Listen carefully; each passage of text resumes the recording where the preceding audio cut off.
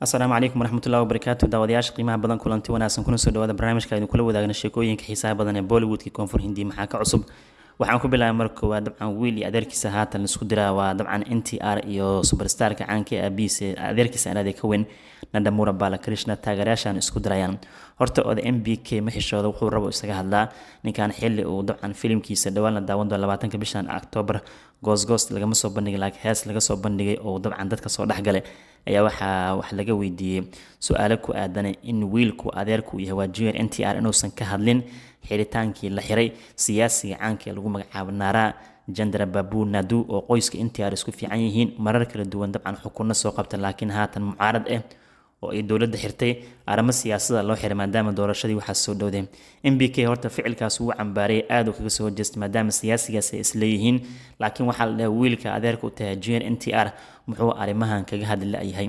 odagii odabaala dabcan war ma qarshay wuxuu dhahay I don't care brother wuxuu dhahay walaalow waxaas ay weydiin aniga kale ma jecli inuu n t r ka hadla arrimahan in kale ma jecli marka odagii weena waxaa la wiilkii yaraa wuxuu ku sameeyay xaqiraad taasoo aad iyo aad kaga xumaadeen taageerayaasha junior n t r Nandamura Balakrishna taageerayaasha weerar ku soo qaadeen dhinaca kale tan waxaa la n t r marar kala duwan oo qoyskiisa reer n t r uu dhibaato u galay oo arrimo siyaasad uu ka hadlaa asiga dhibaato loo geystay gaar ahaan waxyaabo badan adeerkiisa uu ka hadlay ayaa saameyn ku yeeshay marka waa sababtu haatan junior n t r isaga gaabsaday oo uusan arrimaha siyaasadda u galin marar badan dhiiqan intii la geliyay qoyskiisa dartiisa u galo dabcan dhibaato la kulma hadda wuxuu keenay inuu arrimahaas ka gaabsado marka odaga adeerkan wuxuu ka xanaaqsan yahay in wiilkiisa oo strong figure oo shakhsi awood badan hadduu hadlo wax u qaban lahay inuu arrimahan ka gaabsado marka MBK wuxuu dhahay wax iga gala ma lahu dhahay ama ha hadlo ama yuusan hadlin shaqo kuma lihi laakiin taageerayaasha ku xanaaqay waxay dhahan MBK wiilka adeerka u tahay tixgeli hadda koo dhibaatooyin badan madaxa u maray ma aha noocaas inaad dabcan weerar ugu soo qaadid marka waxaa la wiili adeerkiisa haatan la isku diray baraha bulshada waxa ka jireerta lagu iyo reer koonfur hindiina MBK weerar ku soo qaadeen kuwana NTR la safteen kuwana MBK difaacayaan qoyskiya marka madax la isku gal rabaa waa waxyaabaha trendingka baraha bulshada ka jiro dhinaca kale junior NTR dhankiisa akhbaar fiican ka jirta sababtoo ee directorka lagu magacaabo Cortala Ziva wuxuu shaaca ka qaaday filimka Devara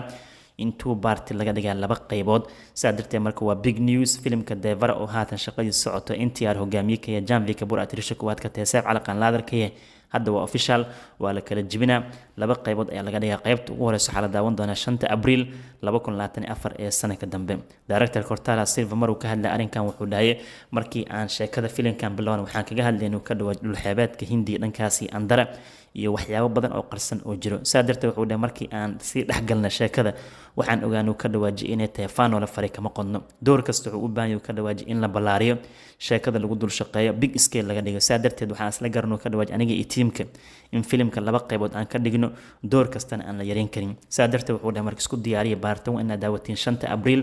part 2 wuxuu dhahay waxa daawan doontii mar kale u diyaar garoon laakiin hadda projectiga something big uu noqday NTR wuxuu ka mid yahay producerada sidoo kale tan waa film weyn oo la wada sugaajiyay NTR tan iyo markuu sameeyay RR hawada lagu ma arkay marka filimkana ugu soo horeeyay isla markiina 2 part laga dhigay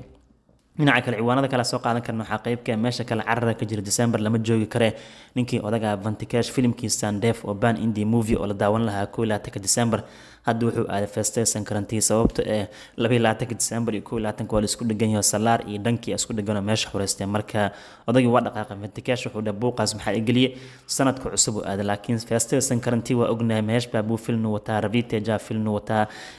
sida loo dhawaan yahay xisaaban Nagarjuna joogo waa isugu tagay meesha waa isku aruuray hadda laakiin official posterkan laga soo bandhigay in Vantikesh filimkiisa Sandef oo ban indie movie Arya oo kula jiro Nawazuddin Siddiq oo laadarkay director uu ka mas'uulka lagu magacaabo Sailesh Kolanu in la daawan doono 13 Janaayo ayaa shaaca laga qaaday feestada Sankaranti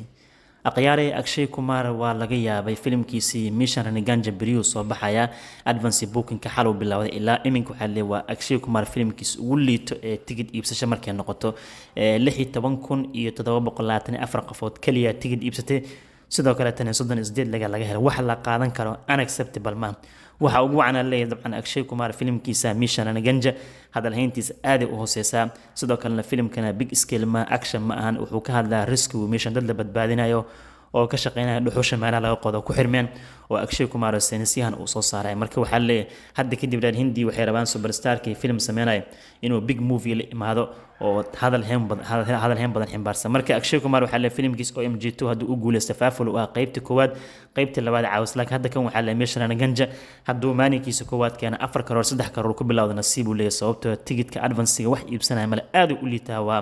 warasta Akshay Kumar waxaa leeyahay dabcan oo dhanka advance booking markii laga hadlo laga yaabaa de sheekadiisa fiicnaato sabdi axad inuu sare u kaco laakiin waxaa leeyahay star power ka Akshay Kumar iyo sidoo uu yahay ismale hadda marka waxaa la eedeynaa taageerayaasha Akshay Kumar ee Hindiyaanka gudaha Hindi kuna waxaa leeyahay ninka garab istaaga markuu film weyn watane ma daawanaysiin markuu film yar wato oo hadal heen lahayn ma ka dhuumanaysiin something loyal noqday daacad u noqday banaanka soo baxay filmku waxaa leeyahay tigidhkii iibsaday daawada marka Akshay Kumar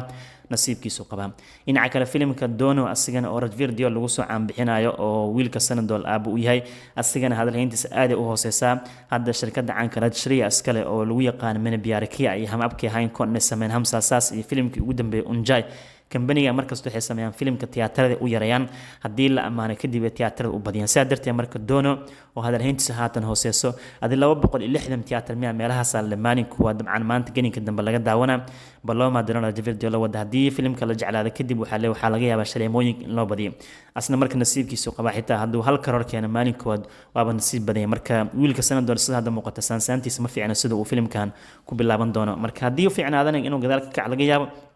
haddii kalena hore u socon liidana marka bilaabasho hol jimcada ma jiri doonto sida hadda muuqata marka Akshay Kumar Ranveer Deol nasiibkoodii qaban dhinaca kale maanta waa maalintii filimkii Leo laga soo bandhigi lahaa Goosgoos oo dab iyo holac Thalabati Vijay hogaamiyay filimkan shahaado waxaa la siiyay US certificate in lagu daawanayo 19 bishan October ayuu soo baxaa maantana dabcan hadda kaartooyinkana laga soo bandhigay oo gabadha caanka Trisha وقاسة iyo soo kale Arjun Sarja labadan kaartaba inaba caadi ma waa laba kaarta oo dab iyo holac from today oo waliba xilliga evening Hindi markay fiid ku tahay anagana galbaha noote ayaa goosgooska la soo bandhigi doona Leo haddii aad sugayso goosgooska Leo ani camal farta soo taag ama commentiga soo qor waa sugaada Vijay filimka inuu ku xarakeyn doono waa muuqataa waxaan kaloo soo qaadan karnaa ciwaanada qaybkii aqyaari haddii filimka Gadaar 2 6 bishan October waa 24 hours lagu soo foolay caawa kale markay taariikhda 6 noqoto ayaa OT lagu soo fasaxaa barta Z5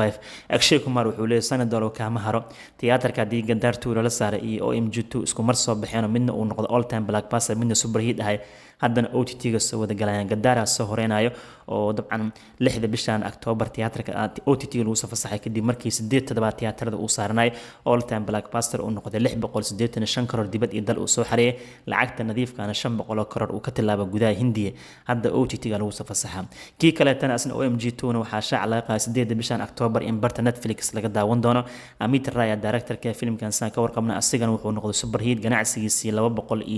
220 karoor u gaaray dibad iyo dal gudaha Hindiyana 140 karoor lacagta nadiifka u dhaxeeyay marka Akshay Kumar tafaafulka u wada kulli ani hadda ma daawan doono filimkan tafaaful iyo balaayada ka hadlayo laakiin news ahaan u jira 8 bishan October lagu soo fasaxaya barta Netflix waxaan kaloo soo qaadan karnaa ciwaanada qaybkee markii aan fan hal toddobaad oo dhameystay filimkii Sakanda hadduu average haro nasiib badan ninkan iyo soo juhdi u baxshay iyo sida filimkiisa uu struggle u yahay ismalaha boyo Bautista inuu hogaamiyay Rambo Thine filimkiisa hadda First Week uu dhameystay halkuu saldhigtay luwanaata lugu wuxuu ka soo xariyay 40 karoor toddobaadka koowaad waxaa laga rabaa lacagtan 3 maalmood inuu ku keeno 40 karoor share laga helay ganacsigiisa guud World War Grossna filimkan wuxuu istaagay 49 karoor bar adi 50 karoor iska dha inuu keeno anaga u buuxina ana u buuxsho lacagtaas uu qaatay 50 karoor geynay inuu keeno toddobaadka koowaad Sakanda World War Gross dibad idal qoliyaha cadaaladaha qaybana saami ahaan waxay ka helaan dabcan 29 karoor 61% recovery sameeyay lacagtaas dib u soo celisay laakiin kuma filno sababtoo 47 karoor lagu gatay 18 karoor iyo bar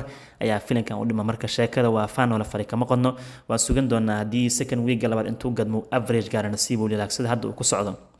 مقومنا كله وأركن دون هسد حالكيس ونقول دون ماشان وحواي للا بقى نما أنفع ذي هرقص عليه وسعته ويابان هرير كونفورن يعقود يسدن بوليوود كفيلم كأركان نحوجا شركة اللي تحت ولا كلا برينا مركز سكندا شركة يسأل اللي ده أنت هدوك كانوا نصيب بدين سمر كلا فيريا هديل وحلوص عليه in terms of storytelling كيس إن شركة اللي ده يكلي وماس موفي وهاي أقيار شيكوين كاس إن كده بجينا وأسكير مشغول سنة لما ما تشقوين أو بناين ولا كلتيو وحيابك kale ee soo kordhna maanta gelinka dambe aan soo qaadan doonaa ugu dambeyntiina Alia Bada ujeeda ayadana filimkeed producer ay ka tahay lagu magacaabo Jigra in shaqadiisa rasmi ah u bilowday oo waxaa la leeyahay dabcan aflaat ka ugu dambeysa filimkan dabcan waxaa la bilaabay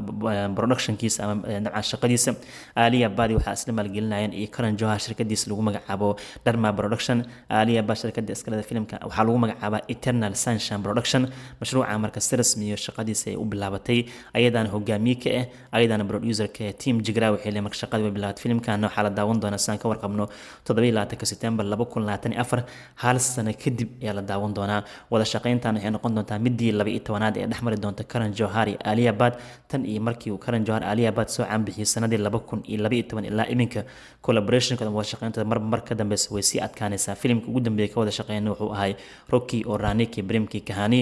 oo bilowgii sanadkan noqday dabcan film ahay hit dhameystiran haddana mashruucan Jigra ay ku midoobeen oo Karan Production ku ekaan doono Alia Bada hogaaminta ay qaadanayso sidoo kale tan ay wax ka maalgelin doonto aqyaari guud ahaan barnaamijkan intaas uu ku egyahay waa inoo kulan dambe alla idmo assalamu calaykum waraxmatullaahi wabarakaatuh